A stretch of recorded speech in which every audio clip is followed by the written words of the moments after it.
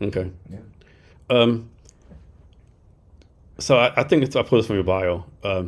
For batteries in military applications, does the gap between what battery developers think they need to compete on Mhm. versus what actually matters to the soldier? Mhm. How did you figure that out? Yeah. Well, this is just one of those things. Uh, I'm heading up a subcommittee with the Military Power Sources Consortium, and this is a initiative that we've been running for the past, I guess, coming up on 9-ish months now, something like that. Um, yeah, there's lots of people who are trying to commercialize new battery technology. The military is a good test customer because kind of small volumes, but uh, always looking for an edge for more power or more uh, ability to do more. Can we make the drone last longer? Can we make whatever they're doing just more reliable or last longer? Um, yeah, I guess to your question, lots of people are trying to say, okay, we're going to compete on cost, which is a terrible a terrible strategy for batteries in general. Um, but yeah, so especially in the context of the military, um, it's a very complicated enterprise sales process that you're endeavoring to go do there. And again, I have a software company. I'm not selling batteries, so I'm speaking a little bit out of turn. But just to focus in on the things I can say with confidence would be, you are delivering new technology to the warfighter or to whomever your end customer is. There's a lot of different silos between you, the battery developer, the people acquiring the battery, the people doing the contracting, the people who are signing off on things, the people who are actually using it. All these different silos of people who don't necessarily talk to each other. Um, and because of that, it's a weird game of telephone figuring out what the actual things that matter are. So in the context of DoD applications, you really want to make sure you're doing something that you couldn't do before. You don't want to say, okay, we're going to reduce your the cost of batteries for your unit or something like that. That's not really a compelling value proposition. You really have to say, okay, we're going to make your drones fly 20 minutes more, or uh, something like that, as opposed to Increase cost. lethality by 2% or some kind of metric, right? Yeah. Yeah, yeah. So something you have to figure out what your customer cares about and increase that metric. So I'm guessing there's all kind of batteries like the lithium batteries, D cell batteries, but batteries for cars. Is the process for making them all pretty much the same, or all batteries pretty much made out of different, like the same materials? Or it's like each battery has its own process, own material they use. Yeah, yeah. I mean, it is a bit of a zoo. It depends on what battery you're talking about. So lithium-ion batteries, we're getting better at making those at scale, and by we I mean mostly the Chinese and I guess Tesla to a certain extent. A couple other manufacturers out there that are trying to get good at these types of things. Um, but yeah, so there's standard processes in place for ramping up um, battery manufacturing for mature lithium-ion technologies. Uh, you could think of lead acid battery manufacturing. That's a different process, but um, it's lead acid batteries have been around. I don't know exactly. I want to say like 160 years at this point, coming up on 200. So that's its own thing. There's new chemistries, solid state that people are looking at, where you have to look at different manufacturing processes, and that's part of the trick of some of these new technologies. Is um, it's great if you can make something work at lab scale. How do you actually go from that lab scale, battery that you made to building thousands and thousands and millions of cells of that thing? So space travel now is done like no a combustible engines, I think, right, with gas stuff.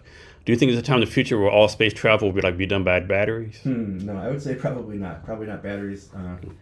Not enough energy density for that kind of thing. Okay. So the reason you use, I guess I don't know exactly. It must be I think it's gas, isn't it? hydrogen I and mean, yeah, oxygen, hydrogen. I Yeah, guess. I think I So have no idea. Yeah, I, whatever kind of fuel they're using there is uh, the most energy you can get short amount of time. in that kind of conformation. So maybe some kind of nuclear thing down the road if people are able to make breakthroughs on that front. I you know I don't know for sure, but yeah, for space travel, probably not battery powered. Okay. Battery powered devices maybe on the ship. Okay. But you wouldn't be going to the moon with a That's battery like future powered. fantasy, like hundreds of years away then. Yeah, yeah. So, what do you think is the future of batteries and battery tech? What do you Hmm. think? What do you see about that? Yeah, I guess it's a question of what time frame you're looking at. So there's always you know different technologies that people are trying to get up and running. Near term, I think sodium ion is an interesting one that's been getting a lot more traction lately. So um, I guess you can look at the past handful of years. Before things were, there's different cathode chemistries that people have been using. NMC is one of them. That's nickel, manganese, cobalt. People have been trying to go to higher amounts of nickel and lower amounts of cobalt. Cobalt has its own, most of it comes from like I think the Democratic Republic of Congo, sort of mined in a without necessarily ethical standards in place. So that's one of the hang-ups with cobalt. People have been trying to get that out of the battery supply chain and go to higher amounts of nickel as like a high power, high energy density type of material. But then lately, the past handful of years, there's been even a shift away from NMC towards LFP. So that's lithium iron phosphate. That's a lower cost. It's lower energy, but it's also lower cost. So you end up in applications where the main metric you care about is dollars per kilowatt hour of energy.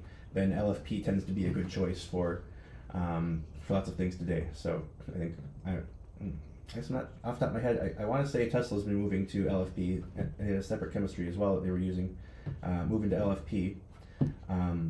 Lots of things are LFP based these days. It's a pretty robust cell. They market it as safer, which is sort of true, I guess. Safer than other chemistries.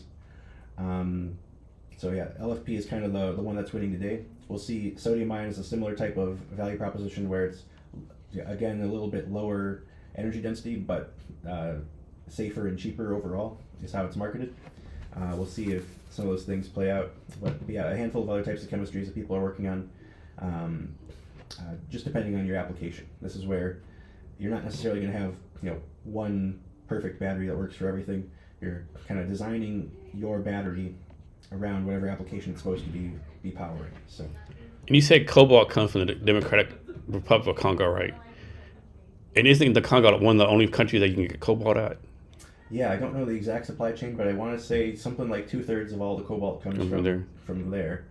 I want to say it's also a byproduct of mining nickel, I think. Okay. So I guess don't quote me on that, but I think it's not even like you don't go mining for cobalt, you get cobalt as a when you find some other thing that you're looking for. And all these materials, are they like finite resources, infinite resources, or Well, yeah, so there's a couple things there. One is, as things become more valuable, then we look harder and then we find more of it. So before a couple of years ago, people were wondering, are we going to run out of lithium? It seems like the answer is no. There's all kinds of deposits that we keep finding. Just if you look hard enough, it's just a question of, it's not a question of is there enough lithium, it's a question of how are we going to be able to mine it out, economically enough to make it worth it. Which again, mining is not necessarily my forte, but this is my understanding is that there's more than enough lithium to go around. Is there any of these materials in the United States, or we have to go like to Africa, different countries for these other materials? Yeah.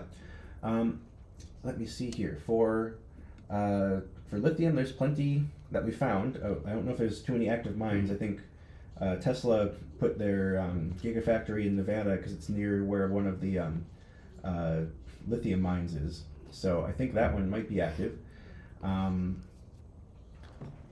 Yeah, with lithium iron phosphate, that's the idea there being the source material for the iron is dirt cheap. That's not necessarily the limiting thing there. Most of the graphite is the negative anode in most batteries right now. So most of the graphite is certainly refined in China. I don't know if that's where the source is. There's all these different things in the supply chain where you have to dig it out of the ground, you've got to do some different processing steps, then you assemble it into the cells, and you assemble it into the packs, and you integrate it into whatever the final product is. I know most of the supply chain is in China. I don't know exactly what breakdown each of those individual steps are, but yeah, graphite, I want to say China had impounded some kind of restrictions on exporting graphite in the last handful of years. So you've been able to combine, deep technical expertise with business, right? Most people can't do that, right? Either they're deeply technical and they fuck up the business, or vice versa, right? How have you been able to kind of combine the both of them? Well, I've also been fucking up the business stuff too, but it's one of those things. I would say that you make a bunch of mistakes and then you learn from it, and then as long as you don't make a mistake that kills you, then you can live to fight another day and regroup there. So yeah, I would say I'm an engineer